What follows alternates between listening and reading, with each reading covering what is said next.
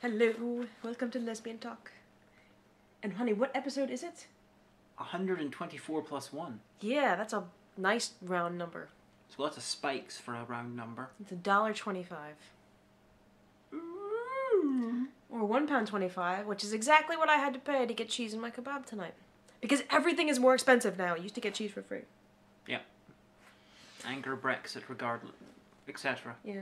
No, actually, everything is more expensive. Like, in the past, I would say 6 to 10 months, everything's gotten a lot more expensive. And it's not fair, because it's not like the pound's been worth more. In fact, the pound's been worth less, so... Yeah. I kind of hope the... Okay, I don't hope... I hope for economic ruin. I don't hope the pound collapses more because Brexit.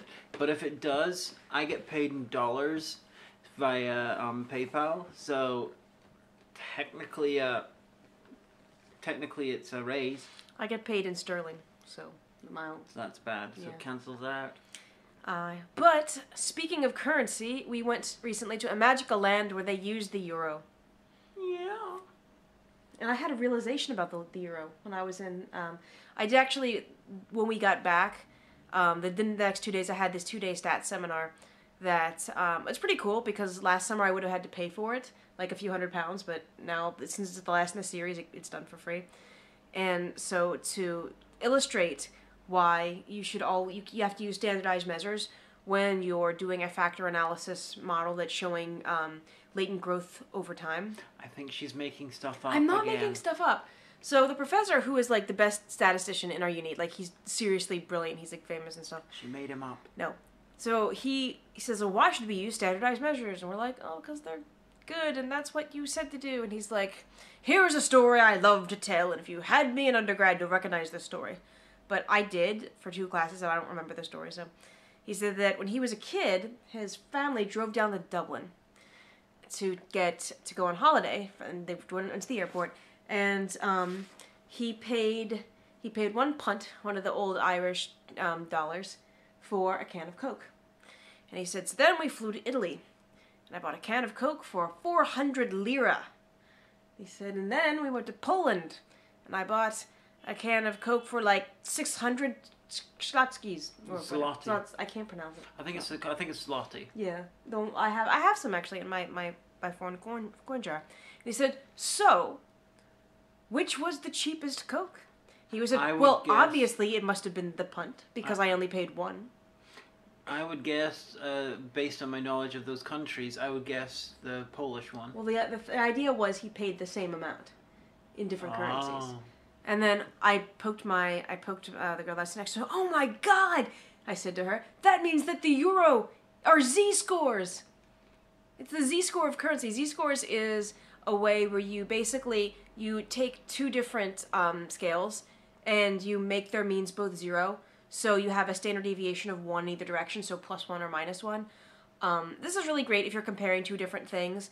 Like if you're comparing time in days. Suppose you're taking measures at every specific, like certain days, but then your measures are on the Beck's depression scale. And as a professor said to us, what's 1 point of depression worth? We were like, we don't know. He said, what's the difference between scoring 45 and 46? What does 1 point of depression look like? This is my impersonation of this professor. We were like, bleh. Self-harming. For like 5 minutes. No. I've solved your problem. You've never seen the Beck's depression scale. And he says, basically, does your score on the Beck's depression scale tell you if you were depressed? And someone shouted out, yes. He said, no. Your score on the Beck's depression inventory just tells you what your score is. He's the kind of guy that does that kind of clever thing. Guys who are listening to this, I have to live with this every day as she comes in here and she says stuff that's indistinguishable from made-up stuff. It's not. I think you've met that professor. She uses big words. Actually, no, you didn't. He wasn't at graduation. She blinds you with verbiage and. But that's real. Look up z-scores and then comment below what you think about it. It's a real thing. It's a statistical technique, so you can compare 2 different things that have different scales. She's got this massive intellectual dick, and she slams it on the table every day. That'd be. We don't even have a table. That's the point. We don't. You eat on the couch in front of the television, and I eat at my desk. So there. But anyway, we went to Amsterdam. That was the wind up for that. Amsterdam, god damn. So we'd been to 3 years ago. No, 2 years ago. And we went for a few days, and we said, we want to go back, because sure, it's grand. And the best thing about Amsterdam, I'm going to tell you right now, is that the city is flat. So you can walk as much as you want, and you don't get as tired, because you're not leaping up hills like you are in Derry. This is true. And that's why everyone bicycles everywhere, because they don't have, like, Craig and Hill in Amsterdam. So we had been going to God. We were going to go. Derry has, I cannot remember if this is the steepest main street in the UK or Europe, but Shipquay. Yeah, Shipquay Street. It's some sort of record holder for steepness of Main Street. And the joke is that there's a whole bunch of clubs and pubs like at the bottom, so then it's like 2 a.m, or have you just been to the kebab shop at the Walls, and you have to like drunkenly stumble your way up Shipquay Street. It's so steep that in late August, early September every year they close the entire street, and they make it into a huge slip and slide water slide to benefit various cancer charities. Trying to get down it whenever it's frozen is a lot of fun. Well, I almost got trapped in foil slide this morning. I got up really early. I got up at 6, so I had to be in Belfast. And so it was at like 10 of 7. I tried to cut through foil slide because the whole entire hill was just a sheet of ice, that street. Nice. Yeah, and I didn't really want to slide down it, so I cut through foil slide because the top of foil slide was open, but the bottom was not. So I had to come all the way back up and just mince my way down the street. Oh, dear. But yeah, so we went to Amsterdam, and we were going to go in early December, right before the term ended, but there was a massive snowstorm in Western Europe that closed like every airport. We actually found out our flight was canceled 10 minutes away from the airport, and it was a huge clusterfuck. It was very annoying. The hotel wouldn't give us our money back. They're like, well, we've got your euro, ha ha ha. And they had no social media accounts that we could, point people towards to slag them off. But I filed a claim with our travel insurance, and any month now, I guess we'll go back on that. And we had to queue up with a lot of other very upset and disappointed people. Like, there's a lot of people who were stranded who couldn't get to Glasgow because the flight they couldn't get to Glasgow, but strangely there was a flight to Edinburgh at 7 that they could go on. Yeah, there was very confusing. A lot of things were cancelled. We're not sure why. And it was just a huge clusterfuck. Although EasyJet did make it really easy after the fact for me to just log back in, either request a refund or reschedule. So we rescheduled. We got an extra day out of it, and it was really good. The hotel that we were at, that was the Hotel Ajax, which apparently got poor reviews online, with most people saying, yeah, it's a good location, but everything else sucks. I didn't think it was that bad. If I know my Dutch pronunciation, it should be Hotel Ajax. Because there is I'm thinking of the laundry detergent. There's an Amsterdam... Ajax laundry detergent. It's stronger than There's an Amsterdam-based football team called Ajax, which is written Ajax. Well, I'm thinking of the detergent. Well, I'm thinking of the football team. Although we could both be wrong and could but be the people who were running it were Dutch anyway. Yeah. They were Eastern European, so... Everybody in the Netherlands are Eastern European. We don't know how this is. It could be a reference to the Aeneid. That's true. Because there's a character in the Aeneid called Ajax. Yeah, that's what I was figuring it was. Anyway, there was a cat, but it wasn't a sociable cat. He just kind of looked at you aloofly. Yeah. Which is every cat, really. Every hotel in Holland has cats. I think it's like the law. And I want to open a hotel where you have individual rooms, obviously, but each room door has a cat flap. And you can request a room that has without cat, the door to be opened or closed, and there'll be a number of cats living in the hotel, and they will come and go as they please, and you might get a cat staying with you in the night. I think that would be great. And then maybe get a couple of rooms for which cats are not allowed into for people who are allergic. But why would you go to a cat hotel? See, yeah, because my brother-in-law, who's been through a lot of health and safety, made this point. He's like, well, allergic people, it's health and safety. And Zara was like, why would you choose to go to a cat hotel if you are allergic to cats? Yeah. And he's like, I'm just saying. Wouldn't you want to, have cats? My brother-in-law sounds nothing like that, by the way. 20 cats, say, in a, hotel with about 30 rooms, and the cats, they will stay where they want to stay. It could be like that, isn't that Russian museum that has all the cats that just live there and eat the mice? What's the museum that does? Oh, wait, no, it's somewhere in Puerto Rico. It's where Hemingway was. Oh. There's some museum that they have a whole bunch of cats, and they just live there. Obviously, you need to have like litter trays in I saw it every on single Facebook. room and have to get cleaned every single day. Yeah, it would be it would be tricky with health and safety, but I can see it happening. Yeah. But yeah, so it was a really good location. It was literally in the city center, and for what we paid per night, that's amazing. It was about 15 minutes walk from the train station. It was like 5 minutes away from the Amsterdam dungeon. And Madame Tussauds and all that kind of main square. It was it was about 10 minutes walk away from the actual dam on the Amstel River. Yeah. The Amsterdam. Woo! Which is a big square when they had a clock and everything. People selling burgers. But so I was reviewing the check-in instructions on the email a few days before we went, and it has in quite interestingly translated English, only access to rooms via very steep staircase, no lift. Cat is on premises. So I was like, that kind of balances it out, doesn't it? Yeah.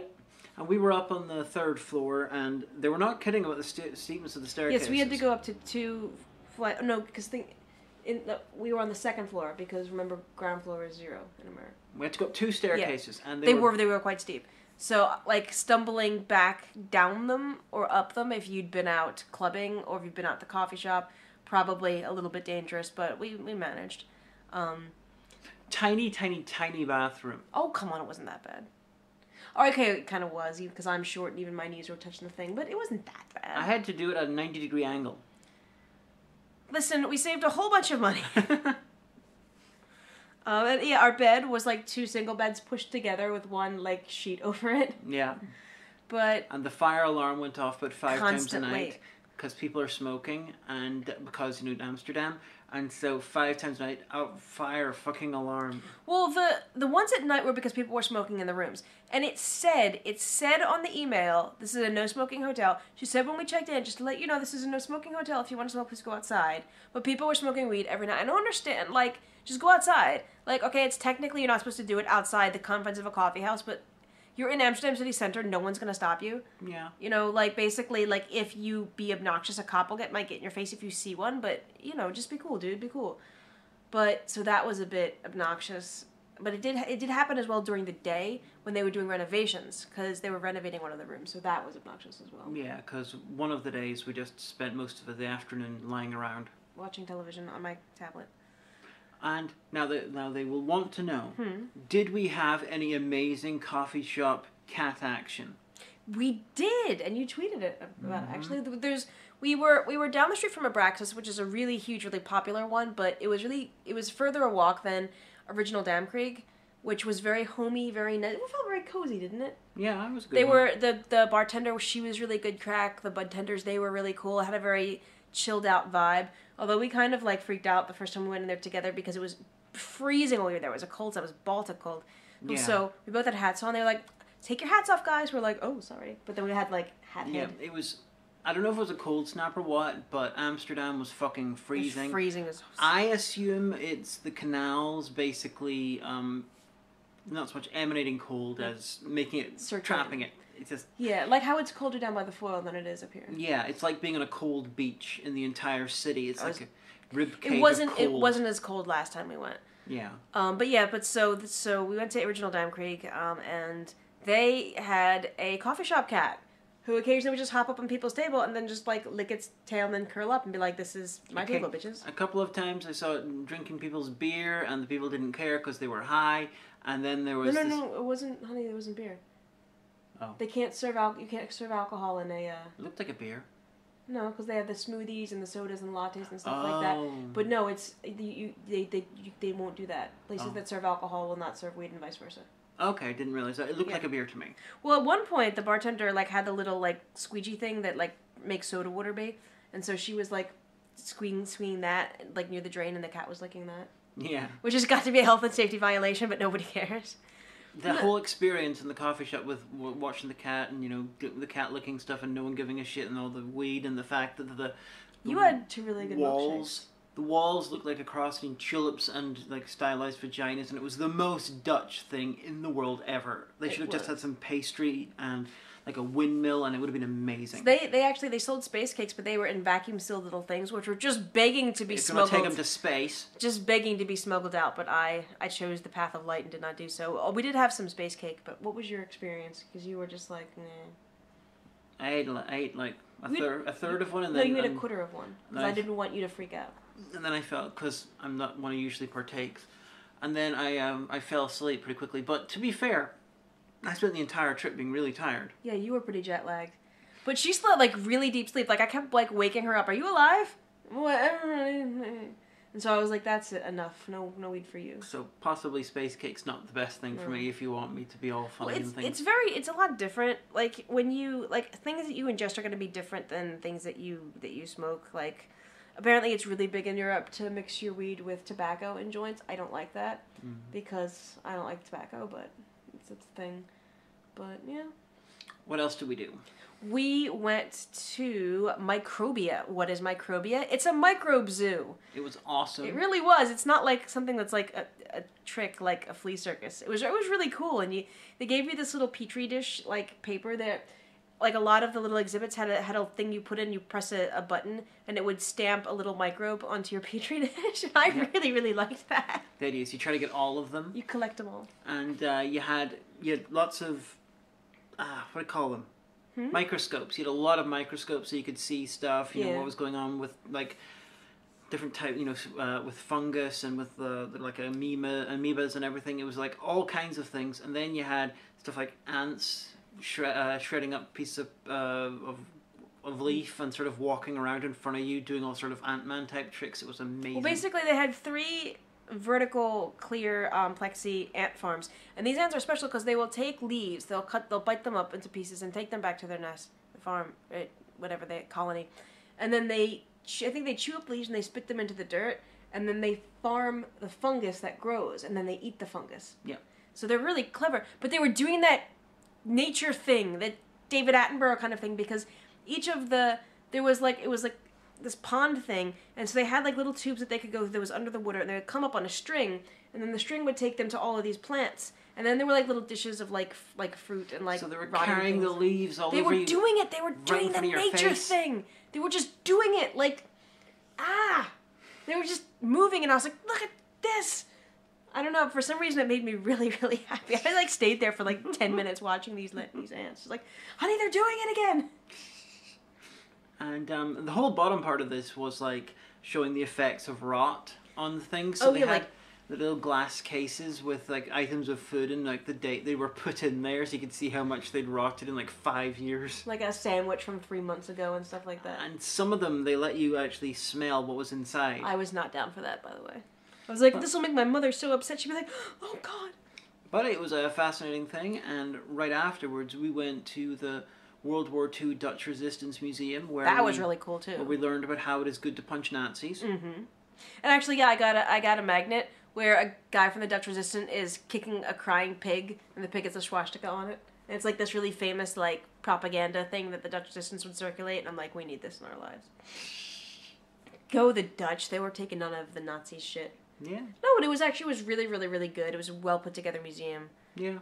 Unlike the torture museum we went to the first time we were there, it was basically like a few things and like little cards, and it was €7, thank you. Yeah, the torture museum was crap. We also went to the prostitution museum, which is not dedicated to prostitution in general, just prostitution as done in Amsterdam, which is very particular because a prostitute has to rent a window and the room behind it. It's quite dear. It's quite expensive. Like 150 euros for a session. Yeah. Where she stands in the window and, basically kind of hangs out. Like, hey, what's good? Shows off herself, and then someone sort of comes to the door beside the window, and then they haggle and go behind, and apparently most things take about 5 minutes. It was fascinating, sort of like the history of prostitution in Amsterdam, like, and stuff about murders and which apparently is still really common, and you'd think where it's regulated like it wouldn't be, but... Yeah, but I imagine it's more safe in Amsterdam. Yeah. And their system doesn't seem to be perfect, but it seems to be far better than say making it illegal. Well, I'm in favor of legalized prostitution as long as it's like there's some kind of like framework in place, like health and safety and stuff like that. So like everyone is protected from everybody else, and there's not going to be people murdering other people or getting like horrible infections, go for it. It's your body. Just do what you want. You know. It is a bit dodgy though that the male prostitutes are not allowed to use the windows. Aye. You know, that it's a big status thing. That's how you do prostitution. Like, you know, but it's only women are allowed to do it. That's apparently, there are a lot of male prostitutes according to the little fact information sheet. Yeah. But the whole thing was like they give you this little like thing to carry around that you touch to the exhibit, like where you see the little ear thing, and then it gives you like a little narration. And ours was like Holga, who was like she obviously was just a voice actress, but like she was a Russian prostitute. She was an angry Russian prostitute. I like the one best that she talks about. This guy came in and like they have to wash themselves, like, you know, wash their area beforehand and wash their hands. And she said he took off his shoes and it smelled so bad that she refused. And I said, no, put pants back on. It's not happening, because if this is how bad your shoes smell, then how about your dick smell? Oh, you're not getting your money back because you are a smelly person. I was like, I wish I could say that to people in the shop that smell bad. You're not getting a Daily Mail because you smell. Another good thing about the Prostitution Museum, like the Museum of Sex, is I think it's 16 and up. So there's no little kids running around, Mommy! Mommy! I need the toilet! Mommy! I want a biscuit! I realized halfway through our trip through the Prostitution Museum that somehow my fly was down, which was not a good look for the Prostitution Museum. So thankfully I managed to fix that. I thought that was funny. What else did we do? I can't remember. We went to the Heineken experience. Where we experienced some Heineken. Which is really great because they give you like basically the total of a pint and a half. Because they give you three little, like they give you a little taster, there's a half pint, and they tell you how to taste beer. And then you end up at their bar where they give you like a little like plastic bracelet with like two little spogs on it. And then you go trade in the spog for like a half pint. Yeah. So technically, if you drink all of it, then you'll have had a pint and a half. And you were like, take my spogs. I'm like, honey, I can't do 2.5 pints in an hour. I'll fall. But, you know, I like Heineken. It's good beer, you know. And it's, the building it's in is actually, it was Heineken's main brewery for most of the time the company was in existence. And it takes you all through the history of how Heineken is apparently amazing. We're like, okay, I'll take your word for it. And a lot of like of the sport that they sponsor, like the Six Nations and stuff like that. Yeah, only the first half of it was actually pertinent to making beer, into the history of beer. The rest of it's just a bunch of, we sponsor a lot of sport. Here's here, sport play some stuff. Video games. Or here, do some karaoke while being on a bike. Yeah. And then there was this, like, you could get your picture taken. It was cool. Like, there was a place where you could also print your own label, but it was €6.99, and I'm like, I don't need, like, to try to bring a glass bottle of Heineken with a custom label home, thank you very much. Yeah. But apparently part of it was under renovation, like the horses weren't there and stuff, and they felt so bad about this that they gave us all really, really class, like, free keychains. Like, we're sorry that your experience wasn't, like, the actual experience, have a toy, and I was like, fantastic. And then we went to a supermarket called Dirk. Oh, hey, Dirk. Which was really funny if you're one of the group of us that went on the Germany trip, so I texted one of the girls. I was like, and she goes, oh, hey, Dirk. But what else did we do? It seems like we did a lot more than that. Yeah, we went on the bus tour, which was nice, the hop-on, hop-off red tour. Yeah, that was warm.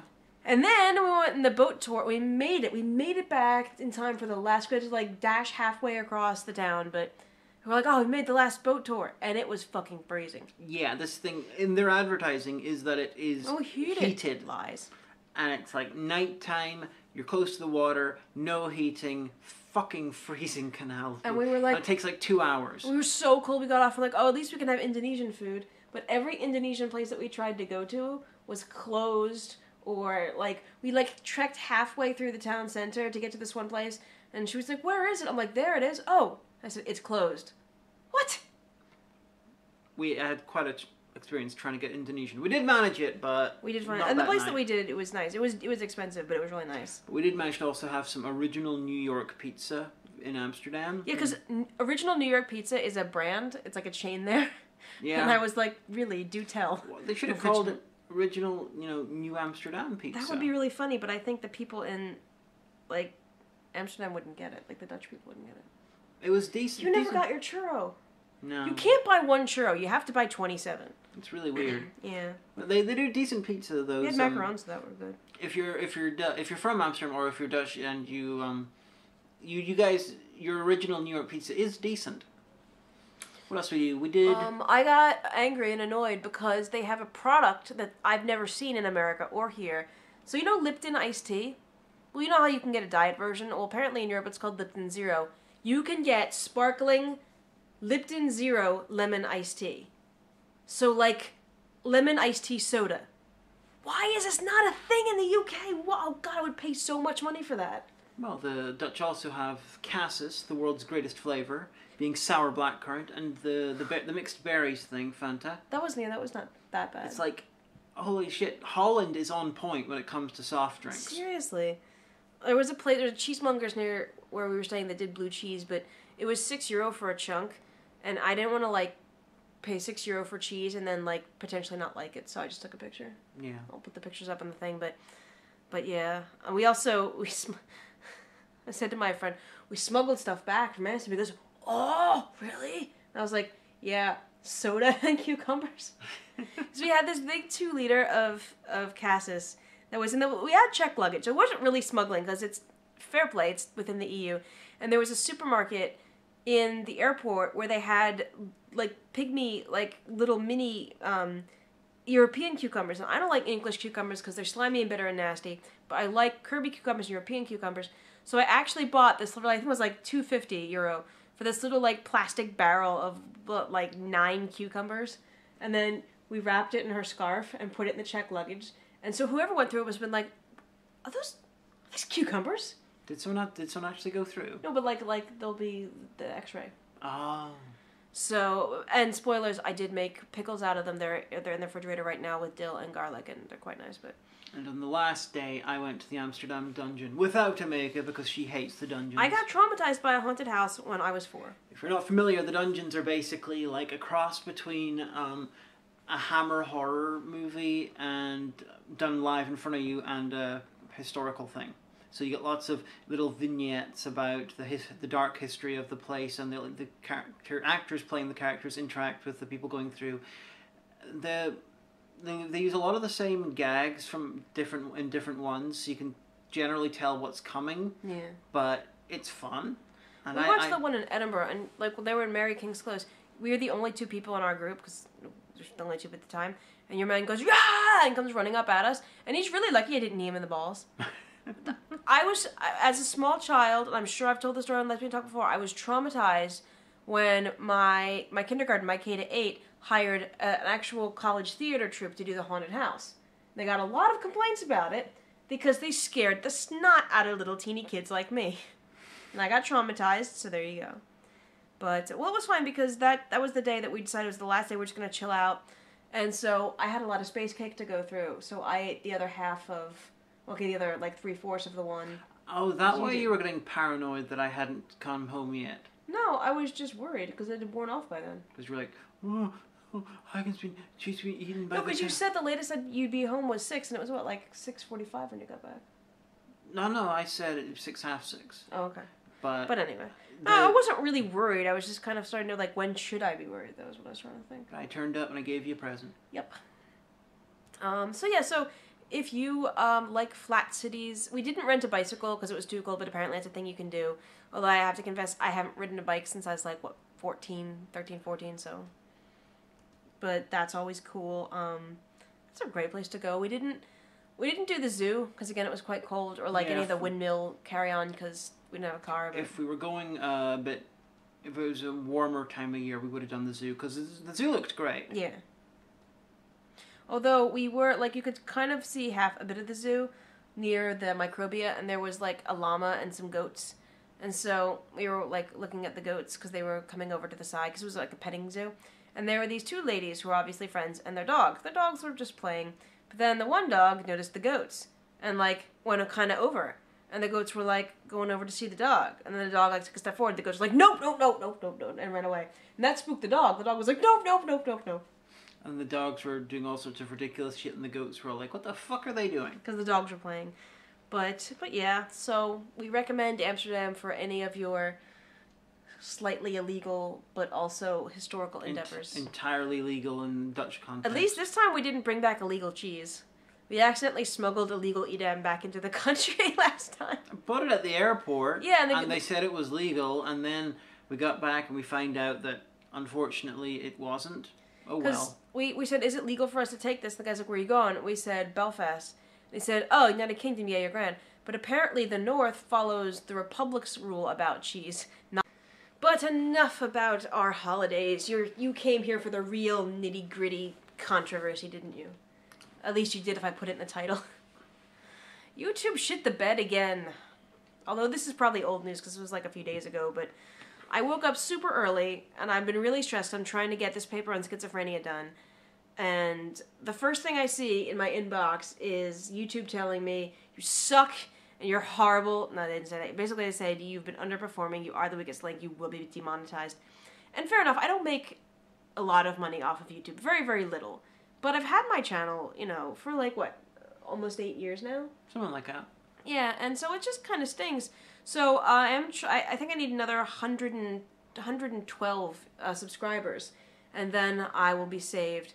Because I have the amount of time viewing requirement done, but like, so I whinged on this on Twitter, and it's been actually a pretty controversial thing because I've like seen people that we like and who like us saying basically, yeah, but you should be doing it for the passion, and if you're just doing it on the side, then you deserve not to be monetized because to really make it big, you have to put a lot of time and effort into things and stuff. And I was like, well, that's a jackass thing to say. Hey.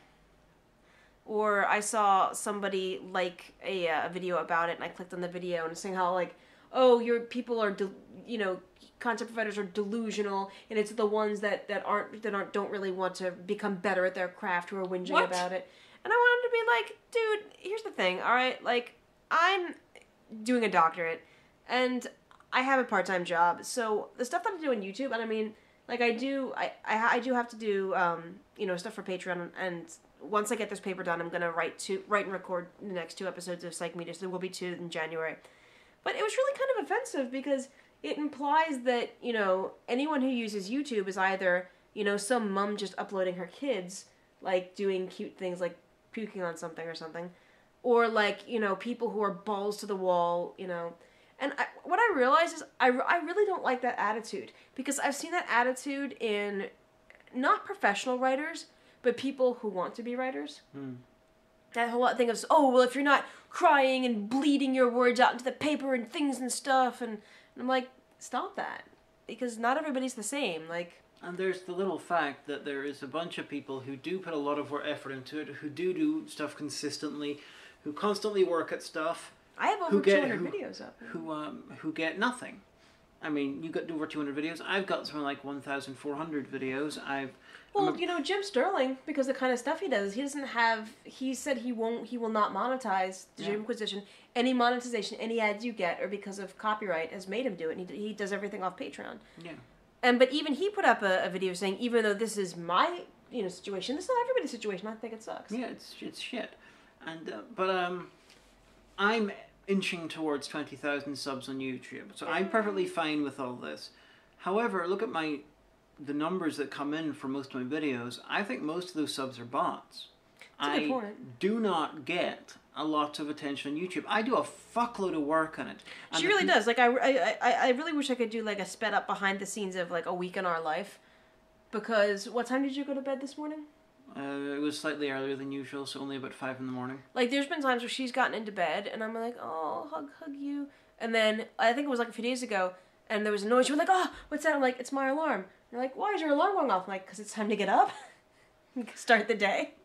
So, the amount of work that you put into something does not translate into sort of views or revenue or whatever. Like, mum uploading videos of her kids might accidentally upload a video of a cat that goes viral or something. Yeah, and goes viral, and she gets a hell of a lot of ad revenue, and everyone's copying, and everyone thinks it's amazing.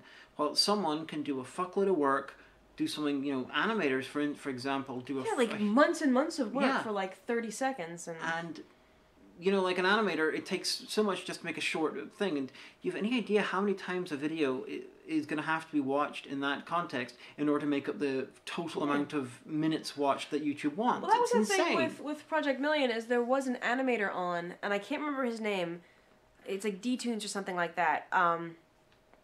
Same as Alexander, but he did some really, really clever stuff. And it took months. Yeah. And I remember Jerry, like, being really hard on them, being like, you know, you've been working on this for months and all you have is a minute and a half. Because he really didn't understand everything that goes into animation. You know, like... Especially if you're working by yourself. I spent an entire semester in high school, because I took film and TV tech for a semester. An entire semester doing 2 projects. One was just a little animation that was 16 seconds. And the other was a stop-motion animation that was about 20 seconds. And that took me like half the year to do those 2. Yeah. And, I just really don't like that attitude, you know, that kind of like, you know, if you're not suffering, it's not real. I got the feeling that it's partially dickishness, but it's also partially self-protection. It's like if... Like cognitive dissonance, like... It's like if I basically, it's another excuse, it's someone... Someone saying you should have this ethos because it's my ethos, it must be the correct one. Yeah, or like, I'm not doing very well, you know, for whatever reason, therefore I mustn't be doing it good enough or hard enough, so therefore it's right and YouTube true harder. That I am not a giant name, and therefore anyone else who I believe is in my boat should also not be a giant name. Well, there becomes a tipping point where it does become your whole thing. Like, I follow Manji, who, and I'm probably not saying that right, who is this Korean grandmother. Although she doesn't look like it. She looks like she's in her late 30s. Yeah. Who she does cooking videos. And it's become, like, her job now, because she has, like, I think almost 2 million followers. Yeah. And fair play, because, you know, her videos are really in-depth. They're pretty long, you know, and a lot of times she'll say, oh, this reminds me of when I was a kid, you know, when I had this dish, and I always think about it, and she'll say in the comments, like, you know, what foods do you think about? She has a monthly newsletter. She encourages people to, if they make any of her recipes, take a picture, and she'll retweet it, or she'll put it in the newsletter, or she'll say in an episode, like, oh, I was contacted by so-and-so who told me that their mother's having chemotherapy, and, you know, there's a lot of foods that she didn't want to eat because she felt ill, and she made kimchi for her, and her mother liked the kimchi, and she wrote and told me, and I felt so good that I could share that. And so, like, there's a point, like, with some big YouTubers, it just becomes their thing. But then with others, it's, like, a great platform, like Vet. I also follow Vet Ranch, which is run by a few vets in Texas, where they use ad revenue and donations to provide free vet service to animals, dogs and cats that they rescue from the pound that are scheduled for euthanasia. And that's kind of cool. I mean, now they've become pretty big, so they do get a lot of donations. Yeah. And stuff like that. But, like, and they were having a fight with YouTube because, so the main, Dr. Matt, the main vet, he left the surgery footage in because he said, you know what, if you are interested in this is how I got into being a vet, by watching my father do surgery because his father's a vet. And so they kept getting flagged for gore. So he's had to just say, okay, the surgery is all blurred out and censored. In the description, there's a link if you want to see the surgery. It's unlisted, you know, just in case you're curious. Yeah. And I don't know, it just makes me annoyed, like, just... Yeah. Because, like, I don't know. I do a fuckload of work for my videos, like we discussed. And I have a small fan base who are very enthusiastic, and I love each one of them. But... I have a smaller fan base, but yeah, same thing. If the amount of work that either of us do for our videos actually in any real way translated into results on YouTube, like, you know, people watching, you know, you do a lot of work, you will be watched, we would both be doing a lot better. Like, we did a video that, and it was only a few minutes. This was years and years ago, and I think it's one of the best things I've ever done. Yeah, this idea that I had, I came home drunk from a party, and I was like, I wonder what, like, food thinks in the refrigerator. Do they want to be eaten? Or are they like, oh no? And this was like, okay, this was years and years before, like, Sausage Party and all of that kind of stuff for Shopkins. And, like, I just, like, went on thinking about it. And so I wrote this little video, and we did it for Project Melly. And I actually did, I can't slag this, I actually did get paid. I was paid $200 American for it. But it's got a few hundred views, and it's about these hot dogs. And I actually built a puppetry rig to animate a pack of hot dogs.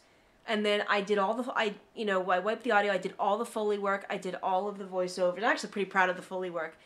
And it's only like a minute or two long, but I'm really, really proud of that. And I'll pimp it every few years. I'll pimp it on Twitter. I'll pimp it on my Facebook. And people are like, haha, that's funny. And I'm like, I worked so hard on that. But, like, it only has very little views. Or, like, there were 2 episodes of Psych Media that I thought would be really, really good. The Christmas one about Christmas and mental health and tie into A Christmas Carol. Yeah. And Frozen and examining how do we define consciousness. And they totally bombed. But then the other 3 did rather well, so I'm not sure. It's really hard to tell what's going to do really, really well. Like, I did my crossover with Ashens, Mystics and Bali, which, you know, and Ashens is bigger than Doug, probably. Super nice guy, too, by the way. And that has got very few views. I was absolutely shocked.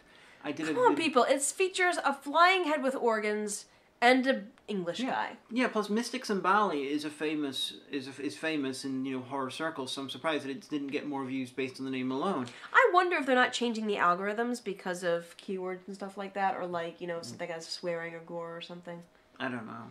But then I did a video, 6-7 minutes of me discussing how I think Time Lords view gender, or the concept of gender, and I put that up around Christmas, and it's done stupendously well, although kind of expected that, what with Jodie Whittaker regenerating around Christmas. Yeah.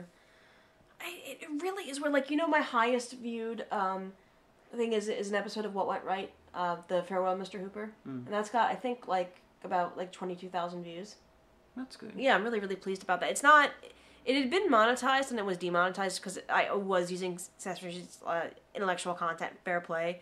Like, a lot of the stuff that I would do What Went Right would get copyright claimed by Children's Television Workshop, and that's fine because, you know, I really like the fact that, you know, Children's Television Workshop, they won't make you take stuff down. As long as you're portraying their media in an educational or a good light, they'll let you keep it up.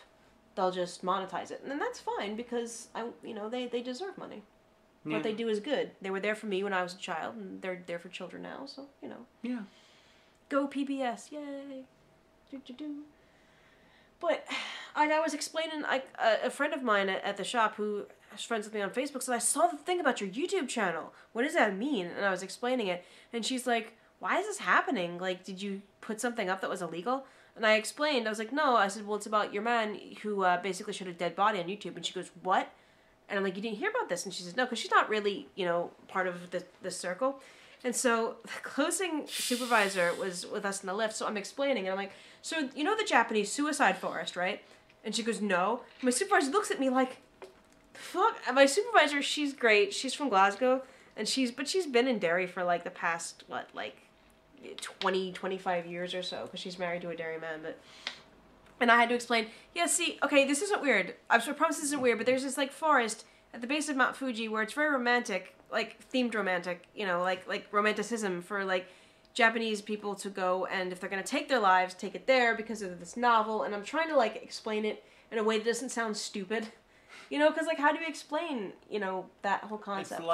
It's like going to the bridge, but for an entire forest. Yeah. There's a phrase in Derry, gone to the foil or gone to the bridge, which means exactly that, because we have 3 bridges in Derry. So suicides into the foil are so common that foil search and rescue can scramble in a matter of minutes. Yeah. And be out there and pull you out. I mean, sometimes they don't get there in time. Sometimes no one sees it and there's the body, you know, is found or... The YouTube... This thing, I'm not convinced that it's been done because of the Logan Paul thing. I think it's a combination of the bad press from the Logan Paul thing and that those weird algorithm channels. If it's been done for the Logan Paul thing, this is, like, incompetent. If it was done for the algorithm, you know, the weird algorithm bot thing, then not incompetent, just crap because it hurts a lot of people. Well, see, we watched a YouTube video about the algorithm videos, and there was one that they showed where it was like 3 heads that circle around, and if they get on the wrong body, you see a little baby, you hear a little baby crying, and then it resets. And if it's the right head and the right body, you know, it's laughing. And everyone's like, oh, it's so disturbing, it's so dark. But then, looking at that as a psychologist, you know what that is? That's media for children under 1 year old. Yeah. That's media for pre-verbal children. Do you see? They're different. Oh, no, sad. Do you see? They're the same. Yay, happy. So, like, I think that at least that video, I can't speak for anything else, or not that weird child molester guy, but that video that we saw, I think that we're placing a quote-unquote creepy context on it. Why are you giving me a look? What? Creepy? What? No, there was this guy that made all these videos with his two daughters, and, like, made them, like, wet their pants and stuff, and, like, dress up like babies, and it was really, really creepy, and he's being investigated. Okay, I missed that. Yeah, that was a story that came out, like, a few days after the algorithm thing. But, I mean, like I said, I can't vouch for all of them, and some of them are just basically things that are designed to spam the algorithm, but the one that we saw did seem to be media for a pre-verbal child. That's fair enough. Just, as a psychologist, I love doing that. I have a degree, I have actual, like, knowledge and things I can say online, and people are like, well, actually, and I'm just like, actually, you're wrong. And they'll be like, oh, what are you, a doctor? I'm like, well, almost. I'm getting there. Now, this whole thing, the demonetizing channels isn't just hurting people like my beautiful wife, but it's also hurting YouTube. Whatever money she makes, a percentage of that would have been going to YouTube. Well, no, they're still making the money from the ads. They're just like giving it. They're just keeping it. No, I thought they were getting rid of the ad. I thought it was demonetizing. Just no, but they're still making money. At least I can't remember who was saying it online. It might have been Jim Sterling. It might have been Nash was saying that basically they will still make money off your channel. Oh, that's even worse. But you just don't get any. And see, I've got some money in my Google AdSense account, but it's under the withdrawal threshold in sterling, so I'm like, no. And even though they every time they say, oh, you don't have a PIN, we can't let you withdraw your money. Request one, and they post one, and it goes to, my brother-in-law's house, and then I get the post, and then I put the PIN in, like, fantastic. Next time I log in, like, well, you can't withdraw, you have no PIN. And I'm like, for Christ's sake. And it's not about the money, though. I guess it's just about the kind of, like, this happened with Blip, where basically they said to everybody, stop being shit. We thought you'd be better, and Jim said it, like, we're being treated like underperforming workers, know?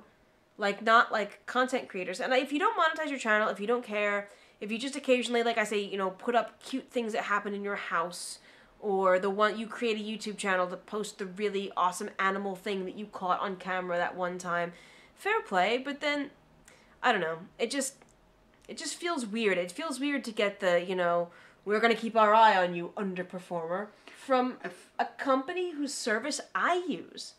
It's not like I work for them. Like, if my boss called me in and said, I'm really disappointed in you, you really have to up your numbers. I mean... Yeah.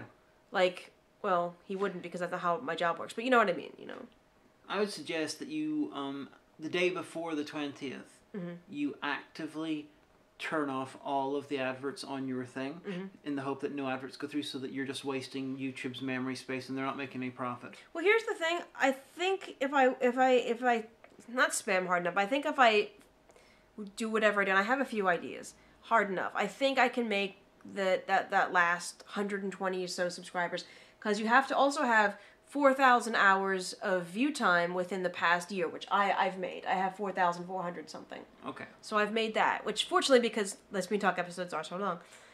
But yeah, so I think I can make it. So basically it's going to be like, help save Omega's channel. I kind of want to start hold on a second. Because I do want to say, like, if you... obviously, I hope you're subscribed if you're watching this on YouTube, but... Yeah, otherwise, how'd you find it? Well, Twitter. Well, that's the point. But if you are trying to save your channel, save the monetization on your channel, and you want me to subscribe, hit me up on Twitter, or just link below, and I will follow you. I will subscribe. I have no qualms about that. I'll follow back. Because, you know what, that's fair. Like, people are creating, like, chains, like, I think Book Twitter. Someone did a big, huge chain, saying if you're on Book YouTube, if you're a reviewer, and you need help, subscribe to my channel, put your channel in a reply, and everybody's, subscribe and stuff like that. Oh. So, I tell you, I am getting so pissed off about this whole thing, even though it doesn't actually directly affect me. I really want to start a second account and just upload 10 hours of static. Or get about 5 different films and then sort of layer them on top of each other, sort of so they're constant, so that you can see all of them, and then just extract that and upload it just to fucking use up some of their memory. Like, I don't know. just... I don't know what the solution is, because I was actually thinking about this on the bus back from Belfast today. You know, because I had a playlist on, and it ended up being mostly 90s stuff, like just stuff from high school. I was thinking, wow, geez, I remember when this song came out, if I could have thought that I'd be sitting on a bus in traffic in Northern Ireland, and because there's been quite a lot of snow in this Barrens. The Glenshane Pass looked beautiful. This was under 6 inches of snow, which is quite rare for Ireland. The Glenshane Pass! Close the Glenshane Pass! But, you know, if I had thought, like, you know, this is my life, and then I was thinking about the way things have changed in my generation and stuff like that. And I was thinking about, I was like, oh, the world is horrible in a lot of ways. But I was thinking about, is it the fault of the internet? Because I've been seeing a lot of, like, you know, articles, a lot of hot takes. The internet is broken, the internet is ruining us. You know, we didn't know what to do, and now we've ruined everything. But people, when new technology comes about, it's just a thing. You know, like a hammer can hit a nail in, or it can cleave someone's head in. Yeah. It all depends on the intent of the person swinging it. Just like a car. Cars are great. They're a great invention, but then there's also drunk driving. So there's a lot of good that's come out of the internet, but a lot of bad stuff too. Yeah. But that makes it pretty much the same as any other technology. Yeah, but the internet has a lot of people who are deliberately doing bad stuff with it in order to make money. Yeah, but there is the same thing about any technology. Yeah, but there's not a huge amount of people who are deliberately maliciously swinging hammers, who are paid to be malicious with hammers. That's true. You know, like people clicking on, you know, on fake stories or whatever, you know, putting people into these bubbles of, you know, unreality, of intellectual unreality, where the media they're getting is wrong and is making them hate other people. You know, that sort of thing. This only exists because people are being paid to do this. But everything is inherent in the person. It's like the whole, you know, playing violent video games or watching violent media will make children violent. Well, first of all, that study is over 30 at 5 years old. Thank you very much. Second of all, it all depends on the child. No one ever I'm not talking about children. I'm talking about... Hold on. I'm getting to a point. I'm getting to a point. You like to snipe me before I get to the point by picking at a minutia. She's going to stab me later. I am. But, like, no one ever checked to see if it was correlation, not causation. The fact that children who had violent tendencies would gravitate towards violent media. So no one ever did no one ever did the chi-square analysis on it to see where the correlations were. So it's one of those things where whatever you bring to technology is what you get out of it. Like, I'm a very rational person, so are you. You know, we see fake news or pseudoscience, the first thing they're like, yeah, ha, right, whatever. But the person who isn't like that will fall for something like that, whether it's, you know, Great Aunt Sylvia, you know, forwarding them, you know, a story or tagging them in a story on Facebook, or Great Aunt Sylvia telling them that over tea. Oh, well, do you know what my hairdresser told me? Well, actually, there's lizard men. Just think about it this way. With violent media, violent video games and everything, we know that's not real. You know, people who play the video games know it's not real. Therefore, the effect that's going to have on someone is going to be much less pronounced. You know, the idea that yes and no, it depends. It's one of those things that's going to depend on several different social factors inherent to the individual. I don't want to get into it now because there's a lot of research, but I'm going to tell everyone, Google this, go on Google Scholar, and just, you know, Google Scholar, and then you can look up a lot of papers, and most of them you can view for free. Most of them you can at least view the abstract for free.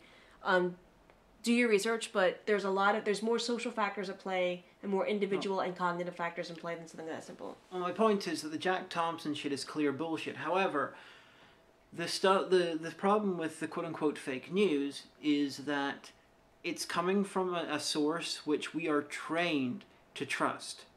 Newspapers, their version of the internet, you know, internet versions of that, you know, the TV, their internet version. Yes, but that's no different than yellow journalism.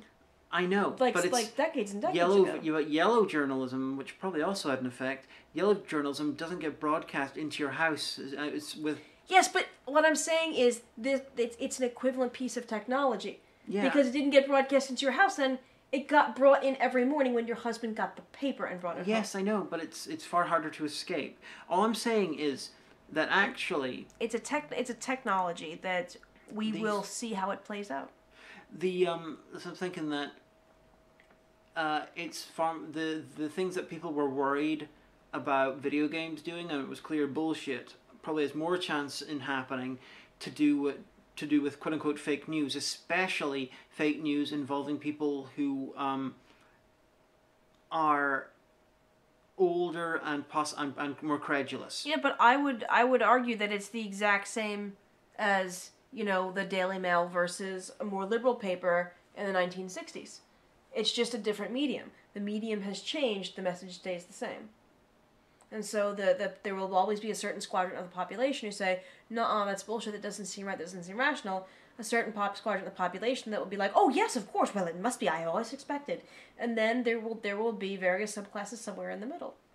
It's just how these things go. And I think that the thing is, we won't know how the internet in its interface with societies, we're probably not gonna to really be able to appreciate its impact during our lifetimes.